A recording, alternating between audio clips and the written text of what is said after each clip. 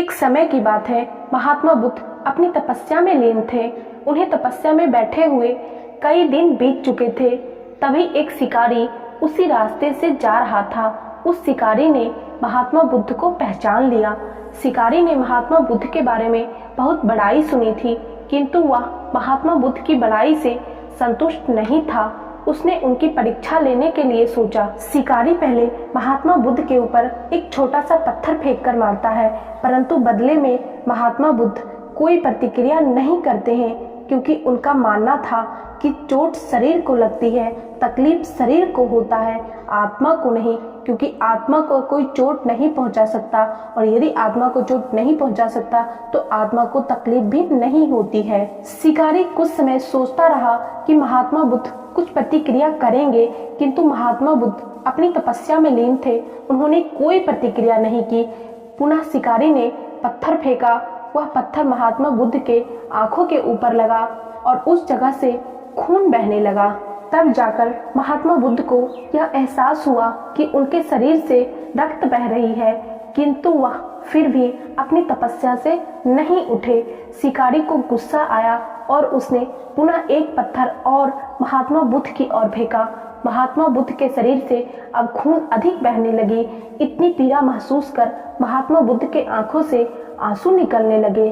तब शिकारी खुद ही महात्मा बुद्ध के पास जाकर पूछा कि आपको जब मैंने पत्थर मारा तो आपने कोई प्रतिक्रिया नहीं दी। महात्मा बुद्ध ने बड़े ही सरलता के साथ कहा, क्योंकि इससे मेरे शरीर को कष्ट हुआ है, मेरे मन और मस्तिष्क को नहीं।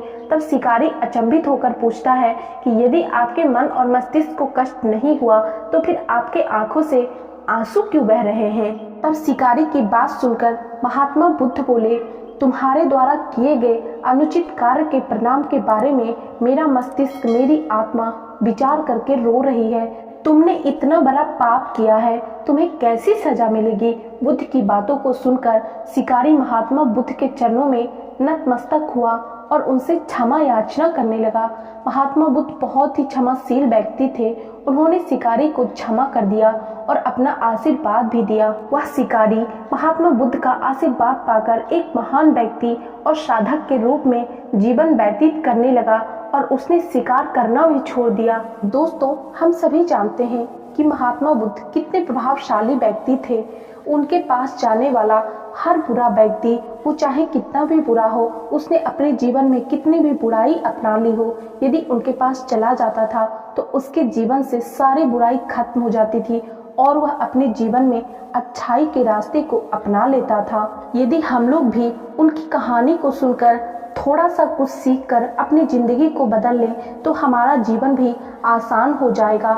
हमारे भी जीवन से जितने भी कष्ट हैं वो दूर हो जाएंगे और हमारा भी जीवन अच्छाइयों से भर जाएगा। तो दोस्तों, महात्मा बुद्ध की इस कहानी से आपको क्या सीखने को मिला, आप कमेंट करके ज़रूर बताइएगा। मैंने पिछले वीडियो में भी पूछा था पर आप लोगों ने नहीं बताया, तो इस वीडियो के कमेंट में ज़रूर बताइएगा कि इस कहानी से आप लोगों को क्या सीखने को मिला।